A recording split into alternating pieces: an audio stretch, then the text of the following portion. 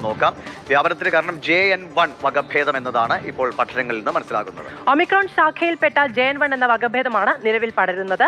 Omicron പോലെ തന്നെ പെട്ടെന്ന് പടരും, പക്ഷേ തീവ്രത കുറവാണ്. നേരത്തെ പറഞ്ഞതുപോലെ തീവ്രത കുറവാണ് എന്നതാണ് ആശ്വാസം.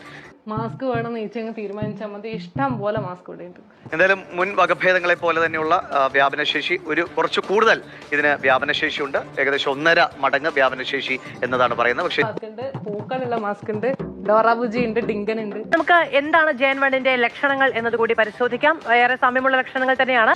അരിയും മുങ്ങി, മണ്ണെണ്ണയും മുങ്ങി, മാസം തോറും കിട്ടണ പഞ്ചസാരയും മുങ്ങി. പ്രയോട് കൂടിയ പനി, വരണ്ട ചുമ, തൊണ്ടവേദന, ക്ഷീണം, തലവേദന, ഉറക്കമില്ലായ്മ ഒക്കെയാണ് ശീലം. സാധാരണഗതിയിൽ കോവിഡ് എന്ന് പറയുമ്പോൾ ജലദോഷം എന്നുള്ളതാണ് ചതിച്ചോ ദൈവമേ. ചികിത്സയേക്കാൾ എളുപ്പം നമ്മൾ നേരത്തെ പറഞ്ഞ പോലെ പ്രതിരോധം തന്നെയാണ്. അത് നമുക്കറിയാം ഏതൊക്കെയാണ് പ്രതിരോധ മാർഗങ്ങൾ. അത് കറക്റ്റ് അല്ലേ മിസ്റ്റർ ജോമോൻ? അതെ മിസ്റ്റർ വിൻസെന്റ്. ഇപ്പോൾ സാനിറ്റൈസർ ഒക്കെ നമ്മുടെ ശീലങ്ങളിൽ നിന്ന് അകന്നു പോയിട്ടുണ്ട് എന്നത് ഒരു വസ്തുതയാണ്.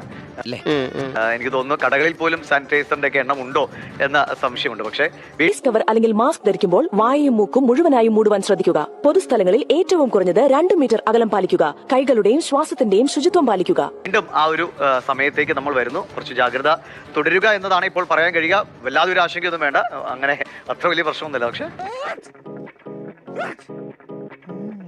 ചുമ, പനി, ശ്വാസമെടുക്കുന്നതിൽ ബുദ്ധിമുട്ട് എന്നിവ ഉണ്ടെങ്കിൽ ഉടൻ തന്നെ സ്റ്റേറ്റ് ഹെൽപ്പ് ലൈൻ നമ്പർ അല്ലെങ്കിൽ ദേശീയ ഹെൽപ്പ് ലൈൻ നമ്പർ 1075 ബന്ധപ്പെടുക. പൊതുജന താൽപര്യാർത്ഥം ഭാരത സർക്കാർ.